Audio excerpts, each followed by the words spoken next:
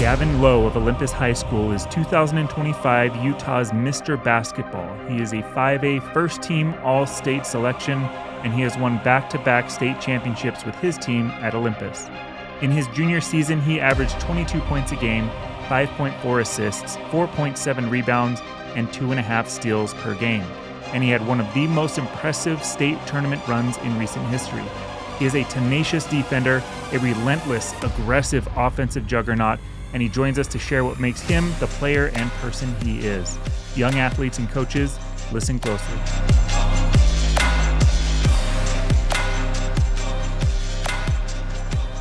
We're here today with Gavin Lowe of Olympus High School, MaxPreps High School Basketball Player of the Year 2024 to 2025. We're excited to ask him some questions and get right into it. Gavin, you're also Mr. Basketball this year for Utah as a junior. I want you to take us through this year. Did you know going into this year that you guys would be this good and that you would have a chance to repeat your performance from last year? Definitely a goal. Like we set after we went last year. A lot of people were leaving. Not a lot of people, thought we were going to come back and win it again with 4 starters leaving. And so the goal was set March 2nd, the day after, and everyone kind of bought in more when the summer came, the spring came, and we were like undefeated for a while. We hadn't lost, and we won Section 7, our bracket in Section 7, and so we did really well in spring and summer, and that was kind of when everyone was like, yeah, we can win this, we're going to win this. And I've always believed, I think Barnes has always believed, and so we kind of wanted to work hard, we wanted to prove ourselves and just show that we can play, that we can win a state championship. You mentioned that you had a lot of players leave. You had the all-time leading scorer, I think, at Olympus with Dutch leaving. Yep. Jordy Barnes, who's got all kinds of records at Olympus. So some major key contributors leave. How did that communication go with you and Coach Barnes and the teammate of your role kind of changing a little bit from you were a starter, obviously you were a huge player last year, and then this year kind of like a lot of weight was dumped on you in a different way. So what was that conversation and preparation like as you were coming up on this season? We talked after my sophomore season. Barnes talked to a lot of the guys like Luke, Ty, Malachi, Caden, the seniors, coming up, and he talked about their role and everything, going into the future. So he had a meeting with us, and I can't remember exactly what was said in that meeting, but I know that at the beginning, like before anything even started, Barnes was kind of considering more off-ball play, kind of just being more of a scorer, because I think that's how, I played my first 2 years at Olympus. I was like, no, I want to play point guard. I've played that a lot of my life, and so that was kind of like the main conversation we had, and I knew the ball was going to be in my hands more, and I was going to be more ball dominant, but I never really dove deep into it. I was kind of just getting ready for my shot, getting ready, making sure that I was prepared enough to take on the role that needed to be taken on. All right, Gavin, so 2 state championships in a row. You repeat. You're coming back for your senior year. Are we looking at a three-peat? Of course. Oh, yeah, baby. My goal this next year is 28-0. The 2018 team went 27-0, and we get an extra game because of winning state this year. So just to one-up them, finish on that, that's a great note to finish on. How do you maintain that confidence and that optimism going in, but also remain humble knowing that everybody's gunning for you, right? Like to repeat is hard enough, and then to three-peat is even harder, but everybody's going to be bringing their best at you, right? Yeah. I feel like, a lot of people, like when we lose, everyone storms the court. Mm-hmm. We lose, people celebrate. When they're in a close game with us, you can tell, they just want it really bad. And so, Barnes told us this year, he's like, the target was massive this year. Just imagine what it's going to be next year. And so, every game we play is going to be a battle, especially, in region. Some of these teams we played for, a while, and the rivalries kind of just grown as the years have gone by. And a lot of these teams haven't won much in these recent years. So every game they get a little bit more mad. They want it a little bit more. And even, I guess I said storm in the court, even JV, sophomore, freshman, any of those levels lose, especially in region, the court gets stormed. So yeah, there's no doubt. You're going to have everybody gunning for you. You're going to get everybody's best shot. Probably a lot of, energy spent in the first half of those games, just getting the initial punch of these teams, everything they have. So that's exciting to hear. Well, we've got some questions from Instagram that are directed for you. We'll jump right into it. This is what the people want to hear, and so we want to make sure we get these out early. 3 of these are related. Two are from Tanner Gassick, and one is from Knox Westonskow. So Knox says, how are you so good? What is your work ethic? Tanner says, how do you jump so high, and how are you so consistent? So I kind of want to wrap all of these into one question of, a lot of times, especially like when I was in high school playing, people would say, oh, you're so lucky that you're able to shoot. But they didn't see the work behind the scenes that was happening outside of just the game, right? So take us kind of through, what does your work ethic look like? What does your basketball development look like outside of just game time? Ever since I was a little kid, I really got used to playing in the gym, being in there for like 2 hours a day, even more, in the summertime. And when I was a kid, it was a lot of just messing around. Like, I didn't really understand. You got to be working hard. You got to pushing yourself and, getting out of the comfort zone. And so I've taken, as I've gone into high school, I've started to realize that more. But I guess when I was younger, I got in the gym so much that it just became natural. It was like, you go to school. For me, it was like, I go to school, I play basketball.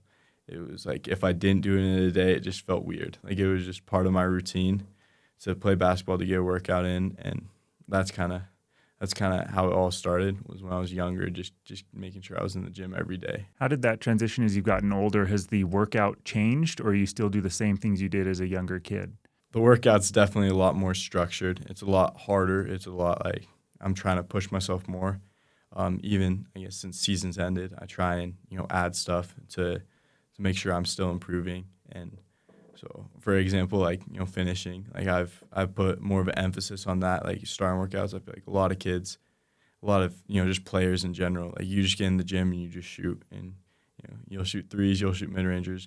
But it's for me, a lot of my points come in the paint. It's not smart to, just shoot the threes, shoot the mid-rangers, all work out, maybe have a couple layups in there. It's, I start out with, dribbling, making sure I'm right there, and then, pushing myself and finishing. I heard Kyrie Irving say, I'm airballing layups in practice, and then he's, obviously one of the best finishers of all time, one of the most skilled players of all time. And so I kind of took that from him, where I start my workout, ball handling, and then I go into finishing, and then I finish off with shooting, and I've tried to make it more and more productive, try and push myself more out of my comfort zone, and just continue to get better. I loved what you said about just going to school and being in the gym. Trying to do some research on you before we, met today, it looks like you're a 3.9 GPA student, so you're obviously incredibly smart, incredibly disciplined. Talk to us a little bit about the balance between school, basketball, and a social life. I'm sure that's in there too. My schedule this year has been a little bit lighter. I've finished a lot of my required classes, and a lot of times for me, my schoolwork, I finish it in the classroom. But most days, I don't have much outside of the classroom. But it's easy for me to really focus on a lot of that stuff when I get in that mindset. And then I know that I'm getting my time there. And then on the weekends, it's time to hang out with friends. I'm trying, relax a little bit, just because I know Saturday I have a whole day. I don't have much planned, especially not with school. And so I get my workout in the mornings, in the afternoons, and then the nighttime, I'm hanging out with friends. I'm enjoying that time with them.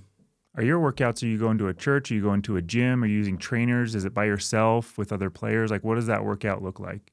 For me, I have a little gym in my house, kind of not kind of cut off in mid-wing, and goes up about a few feet, or 5 feet outside of the three-point line. So it's not, the most ideal, but I'm really fortunate to have it. I'm really fortunate to be able to just walk downstairs and play. And so that's been where I get most of my workouts in, especially on the weekdays. And then on the weekends, on Saturday morning, usually I go work out with TJ Hawes from BYU, and he's a early riser. He likes to get it done early. So sometimes it's 6:30, 6:45, but I get up early, barely cognitive. I'm going through the motions, brush my teeth, and I just head there, and we get a good workout in. We go for about an hour. I push myself there, and then we compete.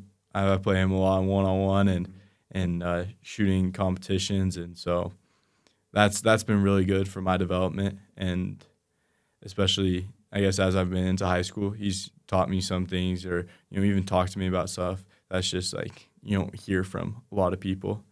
Like even like finishing, he's like I think he was one of the first people that brought up to me, getting it high on the glass, so people can't block it, kind of like certain finishing moves and stuff like that. That's kind of he learned and out the way, and so I'm getting like early access, I guess. I don't have to learn it all by myself. I got him to teach me some stuff. Well, that begs the question then: who's winning those one-on-one battles when you're going against him? I won the last one. He can't defend himself. 2025. I'm 1-0. Right. There was a losing streak for me though for a little bit. I think I lost like 6 or 7 in a row, but right before like big tournaments we'll play, and I feel like I always beat him before big tournaments. I don't know if it's like a strategy of his, but I always play better after I beat him, or I don't even know what it is, because he always tells me once I beat him, he's like, I want you to get your confidence up. I want you to be feeling good. I don't think he lets me win though. Yeah. I don't know. It's fun though. We have a good time playing. I think that's such an interesting aspect of you working with him, because there are a lot of trainers out there that were good high school players, but he was a great high school player, obviously a great college player, and all of the attention was on him in high school. Like everybody was game planning on how to stop him. And that's how it is for you too, right? So if a coach hasn't been there or a trainer hasn't been there to where they know what that pressure is like, and the other team's throwing physicality at you, they're throwing their fans at you, they're probably talking to you, all that stuff, that's probably a good experience to have in your back pocket to kind of rely on him for a lot of that stuff. Yeah, I'll text him sometimes when I feel like I'm struggling or things that I could do better. And, sometimes I think I'm bugging him. I'm just like, I'm not feeling good. I'm not feeling good about this. I'm not playing how I want to, or I feel like I'm getting rushed. And, sometimes I think, he responds quick. Sometimes he's like, I'll just respond later. Yeah. That's so interesting you say that, because you play with such confidence. And I don't know if you saw the episode we were talking about you in the state tournament, but you've got this swagger about you on the court where it just doesn't seem to matter who's out there. You know that you're confident in what your abilities are. But it sounds like, are there moments in life where you're not as confident in your game and you're working through stuff, or are you always just like, I'm going full bore and everything's going to work out? I try and, push positive, thoughts, push positive, I guess, agendas in my own head. Like, if I'm struggling to shoot, you got to be confident. You got to have confidence to be a good shooter. You can't, stroll into a gym and, thinking you're a bad shooter and shoot well. I think your mindset is kind of how you play. Like, if you play confident, if you see a confident player, that's a lot less skilled than someone who's just not confident and they're really skilled. And the confident player is going to win every single time. Like, I was watching my little brother play the other day, and I talked to him after the game. I was like, I see you go in the game, and he's just so tense. Like, I see his muscles are just like he's flexing, and he just doesn't want to make a mistake. And he plays a lot worse because he's so focused on not making a mistake that he's not trying to do good, not trying to benefit his team, really. He's not purposely doing that, but he's just trying not to make mistakes. He's trying to just kind of feel like disappear. Some people do that, where it's like the moment's a little bit too big. They don't want to let people down or stuff like that. And so I told him, you're in 7th grade. You got to just go out there, play for fun, have a good time, and try and get better. You shouldn't just be tensing up thinking about what other people think. And so in certain moments when I'm not feeling very confident, I try and say stuff in my head, try and talk to myself and get back into a positive mindset. Did you ever have those feelings as your brother when you were younger, or have you always had the same kind of confidence? There's definitely times or like certain periods of like my progression or when I was younger that I had like feelings of doubt, or you hear stuff and a lot of people say stuff and maybe that's how they perceived it, and obviously you think you're better than you are, especially with like in certain situations. And so last year with Jordy and Dutch, they obviously got a lot of talking about, and I had to play more of a not backseat role, but I was more limited, and that's just how it is. But then certain people think other players or your skill set's not as great, or some of the stuff's happening. That's why I always say it's hard being like a role player or playing off of someone, because you're not doing everything freely. You're kind of playing in with restrictions. And so there's times when, you hear all this stuff about you, or, people aren't hyping you up as much as now. Now it's easy to be confident now when everyone's talking about how good you are, how well you've played.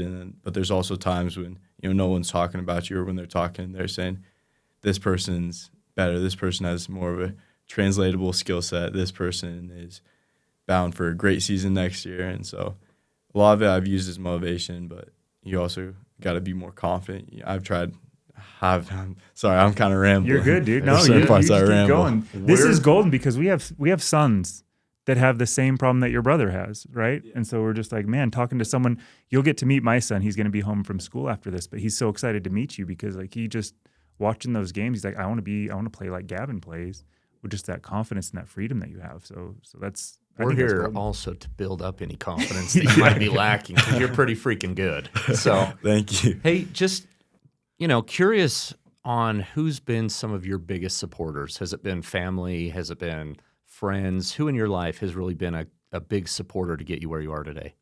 Definitely my family. My brothers have always been supportive, and my mom and dad have always been supportive. Where do you fall with your brothers? I'm the third of four. So I have two older, one younger. And I guess my dad, he kind of keeps me in check a little bit.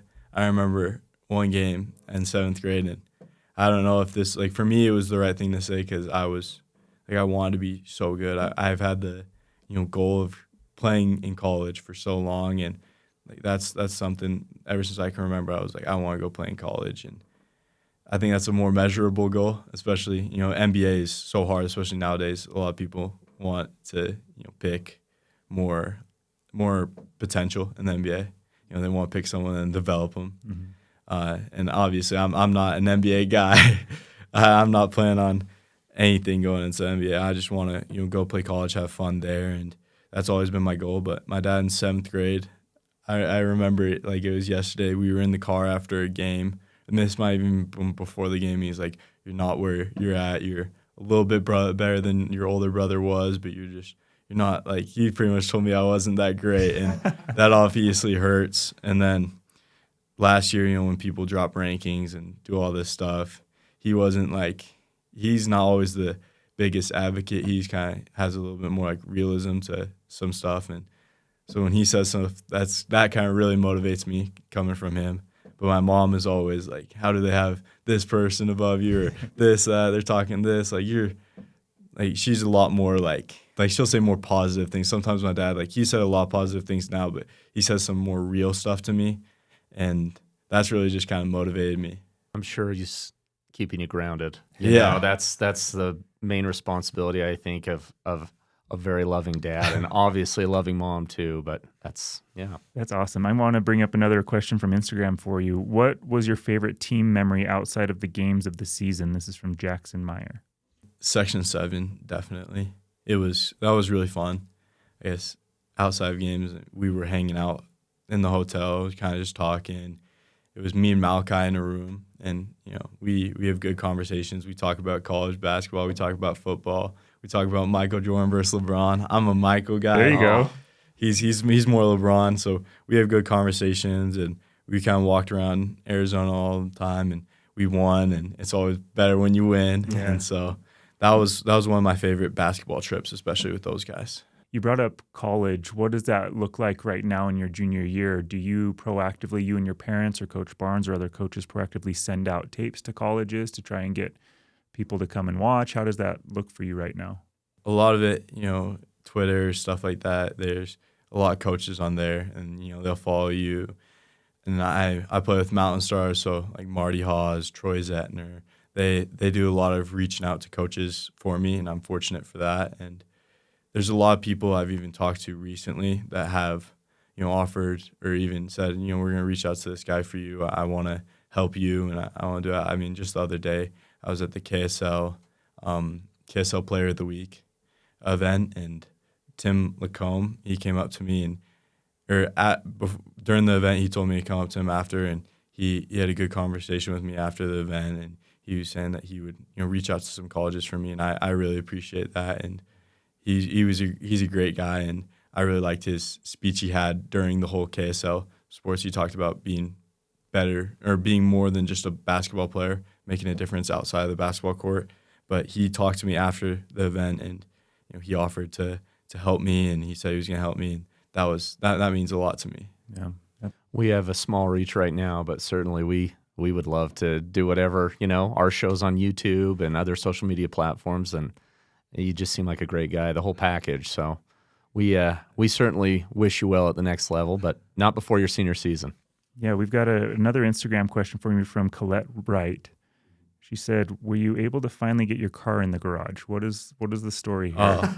So my car, its ventilation system broken, right? It's like the AC and was broken for a while, and then that doesn't really matter in winter, but just barely the whole thing stopped working. So I'm blanking on it, but defroster, that wasn't working. So I was driving my mom's car, so I drove my mom's car here too, and I had to back into the driveway, and the driveway's kind of slanted, and so is the garage. So first few times it took me probably 3-4 minutes just to get it right. There was a couple little scares. I was getting a little close, so it was like back up, pull out, try and get the angle right, but I've gotten better. I've gotten better recently. These past 2 days, I got it first try. That's awesome. Always room for improvement. When we were watching you play, and I told you this, the word that I would use to describe you is relentless. And you brought up that you focus on finishing a lot in your practice sessions. And it seems like as teams guard you, they almost are begging you to shoot the three. And you're a great three-point shooter, but it's like you punish teams. And it seems like you don't let your foot off the gas and let them relax that way. So is that conscious? Are you consciously trying to say, like, I'm going to drive at you first, and then, okay, I'll shoot threes? Because your whole team is a great three-point shooting team as well, but your tenacity and your relentlessness in going hardcore at teams is amazing to watch. So talk me through your thought process there. It's all instinctual. I feel like I'm a very competitive person, especially growing up with 2 older brothers. That's just, winning wasn't easy growing up. And so for me, playing hard, playing relentless, getting to the rim, I've done it my whole life, and that's kind of been my game my whole life. And I knew I had to get better at three-point shooting from my sophomore to my junior year. And, I have to still improve upon that pretty well. I still have a lot of room for improvement there. And so for me, like driving is my game. That's where I want to get to. That's kind of my spot. And it's kind of all instinctual. Like, I see a lane or I see where I want to go. If they cut me off, I have moves that, I like to get to. And a lot of it's, the spin or going behind the back or just changing the balls, crossing over. And so it's kind of just how I play, instinctual. Yeah, well, it's awesome to watch. No question, you're playing in high-pressure games now, 2 state championships and goals of a third. How do you deal with pressure in a game? How do you channel that and either have it help you play better? Especially those tight games like Bingham, right? In overtime, like the tight games, you said your region games, they're storming courts, like those tight, close games. How do you deal with pressure? I feel like I settle more into the game as the game progresses, and I see more stuff, and defenses get tired, and there's more opportunity to score in the second half a lot of times. Like, I guess if you looked at my box score, there's some games, like that Bingham game, for example, I had 2 points in the first half, and then I had 23 in the second half. And so I feel like I settled into the game a lot by the end. And like you said with the Bingham game winner, I was just in my headspace. I was like, if I miss this, we just go to double overtime. If I miss this, like it doesn't really, like, obviously I'm not thinking that in my head, but I'm just like, I have no pressure like on that. When I'm in the game, I feel especially at the end, like there's no pressure on me. Like I just go out and make a play. And, if I miss, I miss. I told you this offline when we were watching that Timpview game. Your offensive skills are amazing.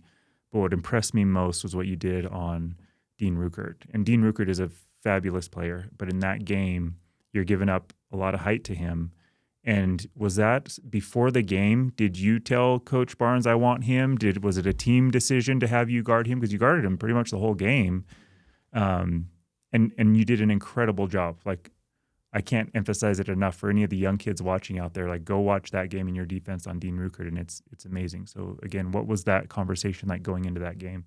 I guess I can start with a little, like, context. I really started playing my freshman year because we played Woods Cross, and Jackson Smith, he's at Utah State now, and he just played us in the state championship the year prior. And that's kind of when I played good defense. I got stops, I got steals, and then I kept playing and I kept guarding everyone's best player. I guarded Ace my freshman year. I guarded all these amazing players, and that's kind of been my role, especially the first 2 years, was you're going to be the person who's guarding their best scorer. And a lot of times, even with height disadvantages, you take on that challenge. And so when you fast forward to Tentview, everyone knew, on our team, I was probably going to guard him. I was gonna give him my all. And he's obviously a great player and ranked wherever he's at. I mean, he's top 30 or top 40. And so for me, going into that matchup, it's I was competitive. That's someone, he's so great. And so as the game's going on, I'm talking to him, especially as it's going, and we're doing great and we're winning, and it's just kind of the competitiveness in me. I know he's great, but you got to prove it to me. And so we knew I was guarding him and going into that game, and the guys were obviously offering help, especially in the paint. That's been my role for a while. I've guarded a lot of amazing players, and in the state championship last year, we had Jordy guard Jackson Johnson. That's, arguably a mismatch, but he did great. And, he showed that that's not a mismatch. Height always isn't the, key thing to matching up with someone's effort. It's, having strength in the lower body, making sure they're not getting to their spots, just making it as hard as possible on them. That's a great identity to have, right? Just that defensive tenacity, and I'll guard whoever, as long as it helps us win. I think that's awesome. And speaking of identity, we want to know, because we don't know you well, do you have any cool nicknames? Everyone, I guess my freshman year, they called me Scrappy a little bit. And then those seniors graduated, but everyone always called me G-Lo. That's the one for me that makes the most sense, right? Yeah. G-Lo is just the go-to for sure. Yeah. And because my brother was nicknamed Lowe, because Luke, and there's obviously a million Lukes in every grade, so everyone has to get a new nickname, and the coaches called him Lowe, and so I was G-Lo, and they called my little brother Lilo. So kind of just the family nickname. Take us through some of your teammates, because we talked about your defense, but your entire team kind of has that same defensive mentality. It seems like, to play for Coach Barnes, he's always, his teams have always had the reputation of run and gun 3-point shooting teams, and you can all shoot threes, but watching your team, I didn't feel like you were run and gun shooting bad shots. It was hard-nosed defense, you're getting into the paint, and then making open shots. So take me through your other teammates that were starting with you and kind of what you feel their roles are and what they do well. Should I go through them one each, or just go through? Yeah, go through your maybe starting five, maybe 6 man off the bench. You don't have to go through all the way the entire team, but I guess get down to the sophomore roster. Let's go. Just kidding. I guess in general, Barnes, if you can't guard, you can't play. And there's some amazing offensive players that maybe struggled a little bit on defense. It's not even that bad, but if you're giving up open looks, if you're just not as good defensively as we need you to be, especially this year, we needed to be amazing offensively. You need to put in effort. You need to I'm shutting this guy down, and have almost mindset mentality, this guy's not scoring on me. And so Caden, he's a phenomenal defender, and I guess to his credit, he's an amazing shooter too, and he guards me in practice every day. Not practice every day, but in open runs and Tuesdays, Thursdays, and 1B, he's guarding me every single day. So maybe that helps. I'm guarding him also. That helps too. And so he's really competitive. He wants to guard. He takes pride in his defense, and that's him personally. He's an amazing defender, and that really helps, having two lead guards that really just want to guard, and they want to take pride in that. They're I'm shutting this guy down. Luke, he's just tough. He wants, we talked about it earlier in the year, he's really good when he's rebounding, when he's just getting all the offensive rebounds, defensive rebounds. He's cleaning everything up, and he's a great defender, but when he gets on the boards and he's getting all those easy second chance points, or just making that much of a difference, that's really big for us. And in the state tournament, he was tough guarding all the bigger guys when Davian was out, and so he was massive for us, offensive rebounding, defensive rebounding, and just defense in general on the bigger opponents when we had to play him on those guys. Davian, he's very long. I think he has a 7-foot wingspan. So it's hard to get shots up on him. He's gonna, especially in the post, he can tip shots, he can block shots. I mean, Josh Mooney from Brighton, amazing player. He gets into you. He's made it really tough on a lot of people. And Davian, first game we played, Brighton, he blocked him about 6-7 times. Like, he's just so long. It's hard to get shots up against him. And then Ty really takes pride in his defense. He likes to, get after it. He wants to get stops. He wants to get steals. I think he was second on our team in steals, and that was his thing. Like, he's gonna get steals. Jack comes in, plays hard every single possession.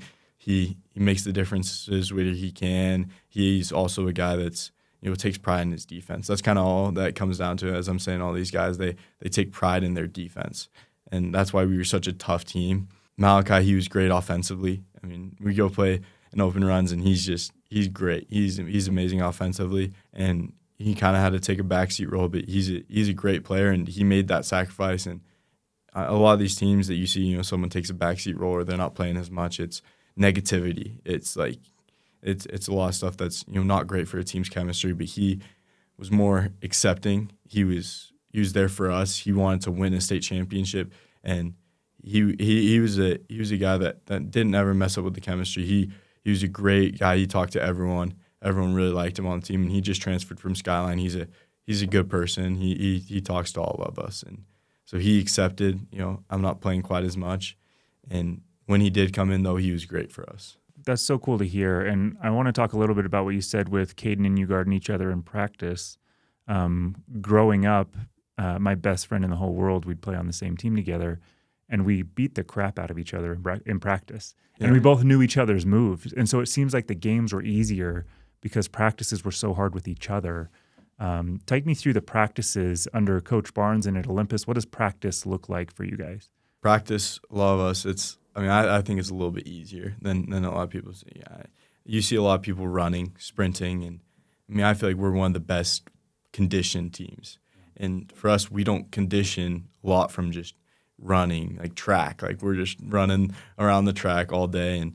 But for us, it's playing. Like, that's where basketball conditioning comes in. You play, up, down, up, down, up, down, up, down, and you're jumping, you're running, you're sliding your feet, you're doing all these movements that are specific to basketball. And that's really when we got great conditioning. Was to start off, we'd shoot, and then when we play JV, we play those guys, we were going nonstop, and that's kind of a lot of the conditioning is when we were playing. And then to finish it, we usually did free throws or another shooting game to end it. And so that was a lot of our practices. We'd start off with something to just warm up, layup, shooting. Then we'd go 5-on-3, 3-on-2, 2-on-1. Then we'd shoot. We'd do moves. We'd kind of just work on our skills for a little bit. Then playing. Then free throws, and then kind of finishing it up with something else. Kind of a different question here, but Eric and myself, also named Eric, but we both went to the largest schools or the largest classification of schools when we played. So we, back in the day, played in 5A, which is what you play in now. But now they've added a 6A, which is even a larger classification of school. So my question to you is, when you play a 6A school, like you play Bingham, do you care? It's a bigger school. There's more kids. Does it feel like we're going in as underdogs, or do you just throw that all out the window? You don't care? I feel like for us, especially being at Olympus, we go play Bingham. It's not like we're underdogs. It's like if they beat us, they're really happy. I mean, winning's pretty normal for us. So we walk into the gym, we always think we're gonna win. We walk into the gym, we step on that court, and we have the idea that we're gonna win every single game, especially in preseason against all these really good 6A teams. Like, we played Bingham, and they were great, obviously, but I feel like they kind of walked in there trying to steal one from us. We weren't trying to defend our place. They were just trying to steal one from us. Take me through playing for a legendary coach like Matt Barnes, and you being a superstar talent that you are, but also having to listen to Coach Barnes, who has been there, he's done that, and he's just an amazing coach in general. So what does that relationship look like, and what is it like playing for Coach Barnes? Coach Barnes is great. I mean, he's one of the best guys probably in all of high school sports. Like, he's just, as a coach, he's really fun to play for. I mean, I've talked about, like, especially with the running, some of these coaches, they just don't make the experience fun. They don't make it a good time, that where people are going to practice and they're not wanting to, play. They're kind of like, I don't want to play at practice. I don't want to go to practice. Every day for us, it's like we have a lot of fun at practice. We have good times at practice. The games, we're ready for the games, and Barnes does an amazing job scouting, like, all the games. I mean, he's watching multiple films, especially in the playoffs. He was watching 7 games in like a day, and then giving us a great scouting report. And it's really great to have him. I think he's the best coach in the state, and just with all the experience he's had, and even in 1B, that's when we play, that's our basketball period, and he plays with us. He puts a lot of effort into us as kids, and he tries to make it as fun as it can be for us, and enjoyable as it can be for us. And when he plays with us, that's probably the best time. I mean, you're seeing him break out all the passes and his IQ. And I think when you're playing with someone that's that smart, when you're playing against someone that's that smart, and you start seeing stuff, you start recognizing more what's going on, and that's a big part of it. But just him in general, he's just an amazing guy, amazing coach, but probably an even better person off the court. I mean, not even probably, definitely a better person off the court. Even excluding basketball players, people in his basketball classes, in his classes, he's connected with them well. He's making sure to talk to them. And he's a great teacher, great person, making sure everyone's okay. One of the most important part of the games is being able to talk a little trash out there, right? Yeah. You've already brought it up. So yeah. I have a feeling that you do a good job, but that's we'll keep it at that. But outside of you, who have you played against, right? Just kind of keeping it fun and light here. Who have you played against who's an awesome trash talker? Probably my brothers. They just know how to get to it. Yeah, I mean, sometimes with my second oldest brother Luke, it'd be some fights after the one-on-one games. Or I'm sorry, are we referring to Elo? No, not Lilo. Lilo. I already goofed it up. Just Low. He was the original one, I guess. Okay. Me and him would get into it, and I mean, I guess I could win that fight a little bit sometimes. My oldest brother, I didn't have a chance. Mm-hmm. So, I mean, I wouldn't start fights with him, but definitely trash talking, because you can say more, like, you're more personal. I feel like when I talk trash, I never say anything personal, because I don't know these people, and that's kind of, you don't want to say anything, really mean. That's not me. I say stuff like, I mean, with Dean, for instance, I think I was just saying, like, yeah, come on, like, let's go. Like I was kind of just chirping a little bit, but I wasn't saying anything like personal to him. But with my brothers, it's a little bit more personal. It's a little bit more physical. So those are the best trash talkers I guess I've played against. But in high school, I've never really played against someone that was like, oh, this guy's a great trash talker, or even really talk to me. Like, I feel like most guys don't talk to me. You're awesome, Gavin, and that I keep saying that word because to watch you is just so incredible. And I told you my son is super excited to meet you. What advice would you give to younger kids coming up and who want to play for Olympus and who maybe struggle with some of the things that you've mentioned with your younger brother? Of they're afraid to make mistakes, they got to work on their defense and their offense. What advice would you give to these young kids coming up? Definitely fall in love with the game. Like, I mean, if you love the game, if you really just have as much fun as possible, like, it's easy. Like, it's easy for me to work out because I enjoy it. I enjoy doing it. And obviously there's days where it's hard, but just pushing past those days, getting into good habits, and really trying to push yourself, trying to get better every time you're working out, every time you're playing basketball. And then just, defensively, try and be more proactive, try and, see where you can improve. But then when the games come, take pride in it. Like, whoever I'm guarding, this person's not scoring on me.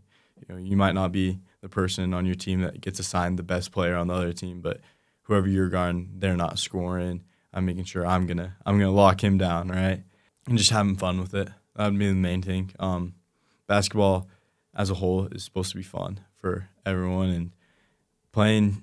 There's a lot of times where you can be on freshman and you think you could be on sophomore. You could be on sophomore and you think you should be on JV, and you can get wrapped up in a lot of like politics, a lot of stuff that's just not fun, not basketball, not you enjoying it to the fullest. And so just enjoying the time you're playing, not taking it for granted, because you always look back and be like, these were some of my most fun days. These were when I was having a great time. But when you were in that moment, you were thinking, oh, how can I, or why am I not here? Why am I not playing on varsity? Why am I not getting more minutes? This coach is not the best person, or this coach is mean to me, or stuff like that. And I think it's just enjoying it to the fullest, having fun, and being more like accepting, and kind of just like, if you're not where you're at, just trying to work hard as possible to get there. And if you don't get there, just enjoying where you're at, enjoying. I'm glad to hear that you're thinking about that, because I'll tell you, being the oldest man in the room here, it goes by so quick. And I know Eric thinks about it. That's part of the reason why we started the show. It's just, those are some great years, some great times, probably the best times. Changing topics just a little bit, we did a cool episode on basketballs where we weighed all the basketballs, we measured all the basketballs, all these different competitors, making professional grade basketballs. But my question to you is, do you have a preferred basketball? If we were to go into, Gym Day Low, right, at your home, what are we going to find? What basketball is there? What's your preferred ball? Definitely the Evo, I guess. For working out, like if you have a new Evo kind of broken in, it's like the balls we play with in high school. Like those are my favorite balls. But definitely, like for working out, I like the more played with, like the ones that are like there's not much grip anymore. There's like, it's a little bit slicker. I feel like those, especially for ball handling drills, like that's kind of the advice I'd give to someone. So if you're trying to work on your handle, you're trying to get better, find a ball that's slick. It doesn't have the grip quite as well as the new ones, and work with that one. My least favorite ball though is the Nike ball for sure. Okay. I played a tournament in that, and I didn't know we were playing with it, and I couldn't dribble. There's times when I dribble and I keep dribbling, the ball is just not with me. I lost it. It's 10 grams heavier than the Evo, so it is a little heavier than what the Evo is, which is something that we found in our scientific research. Do you guys pick out a basketball and give it to the referee before the game and say, hey, this is one that's broken in? This is, because I agree with you. I think the Evo NXT brand new is kind of grippy. It needs to be broken in. We got to handle one that had been played with quite a bit at a high school game, and it felt really different. Last year we had a ball. Jordy had the ball he wanted. I think it was like, because we write like Olympus or like Ollie, and then like 2 or 3 or whatever ball it is. And for him it was Ollie 2. And so every game that was handed to the ref my sophomore year. And then this year they would come up to me and be like, oh, which ball do you want sometimes? And then other times they would just pick a ball and give it to the scores table. The scores table. And I mean, usually there's not any ball like in high school is really, really probably a good ball. Like it's not like you're getting much of a difference between gyms or games. Yeah. G-Lo won on that ball. G-Lo won. This is probably my last question. It's kind of off topic too, but you were playing in the Kobe 4 Protros, the green versions, and take me through what you're looking for in a basketball shoe. Did you like those, or what is your all-time favorite basketball shoe? Kyrie was definitely one of my favorite signature athletes. All the shoes kind of like when I was growing up, that was that time period. Everyone wants to be like Kyrie, one of the most skilled, probably the most skilled player ever. I like the Kobe's. The Kobe 4s that I wore throughout the season, I liked. They were durable. Some shoes I kind of like break through, where like the bottom of it's like peeling off, or it like eventually goes through it. So those were durable. They had good grip. Those are definitely one of my favorite shoes. Ja Morant's, the Ja 1s, I like those. Those are the shoes I've been wearing recently. When I play in Under Armour, I have to play in I don't know what they call the grip, but it's kind of more like foam plastic. The flow? Yeah. That's kind of, I like it kind of, and I don't. I mean, the grip's really good, but it's almost like too good. Mm-hmm. And so definitely Kobe's are some of my favorites. Jaws are some of my favorites. LeBron's, I don't wear those. I don't like LeBron's. I like your style with that. We're also MJ fans here. Yeah. You hit on a couple good points, but hey, for college ball, if you end up playing college basketball, which clearly you will, would your preference be to go out of state or to stay in state? I don't really have a preference. I guess I've kind of just been focused on finding a great place for me to be at. I think there's certain colleges that have different styles where you go there, you could be a great player, but you just don't fit their style, fit how they want to play, and you might not have the best experience there. And so for me, when I'm looking at college recruiting and I'm looking at where I want to eventually go, it's the place that, I feel wants me, that has interest in me, and that I feel like I'd fit in, that I'd be, one of their guys. Not like that, but like kind of like, I guess obviously coming in as a freshman, you're not going to be one of their guys most of the time, but to a point where you can see yourself developing, I can see myself loving it there. That like being a home. Gavin, we appreciate you spending so much time with us and answering these questions. You're just you're a fabulous basketball player, and you're a great role model to these kids that are looking up to you. So my parting advice for you is that there's always somebody watching, and you never know who's watching, and they look up to you and they think that you're the coolest guy in the world. So just keep it up, and we appreciate you, and we'll keep following you as you go through high school, and then if there's more after that. So appreciate it. Good luck on the three-peat. Thank you.